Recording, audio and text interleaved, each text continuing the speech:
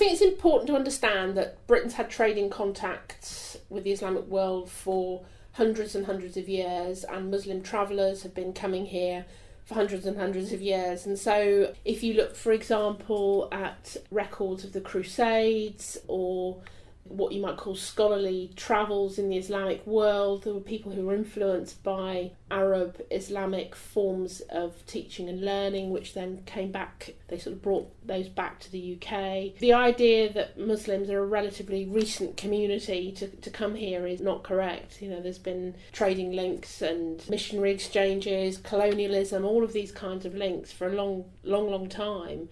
So, for example, the UK, through the British Empire, dominated large areas of the Indian subcontinent, and so, you know, our understanding of the Islamic world came about through colonialism and empire. So it's very difficult to say, really, when communities began to develop here. I mean, if you read Ansari's work, he talked about small numbers of Muslims in cities like London, Glasgow, Cardiff, some of the seaports. Cardiff is actually it's a good place for you to come to, really, because I'd say it was really after about 1859, 1860, after the opening of the Suez Canal, that opening up of trading routes really started to bring the first substantial numbers of Muslims to the UK. They were working as stokers and labourers on the shipping routes, the kind of the maritime trading routes, and occasionally they would jump ship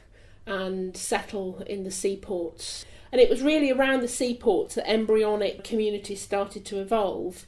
So, for example, when a seafarer arrived, he would try to find a boarding house where he could wait until he could then find new employment on an outbound vessel. And so the boarding houses were critical, really, in the kind of early establishment of more settled Muslim communities. Up until the kind of the mid-19th century, Muslims in Britain tended to be rather transient. But after the mid-19th century and around the turn of the 20th century, boarding houses really became a sort of focal point for a more settled community. And it's hard to say how important religious observance was at that time.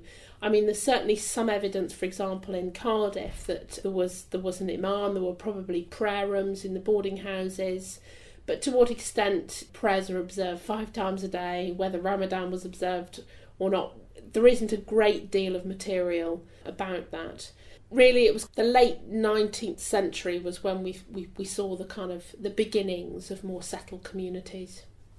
Well, it's important to remember that the bulk of the Muslims in the UK at that time were part of this transient seafaring population. So they were making, obviously, a contribution to the economic life of the UK, but they weren't necessarily here for any length of time. So it was difficult for them to play a more active role in British society. I mean, that would come later. But there are kind of notable and important exceptions to that. So, for example, in the late 19th century, the first purpose-built mosque was established in the UK in Woking in Surrey, and that's still standing today, and it's become a very important landmark in the history of Muslim communities in Britain.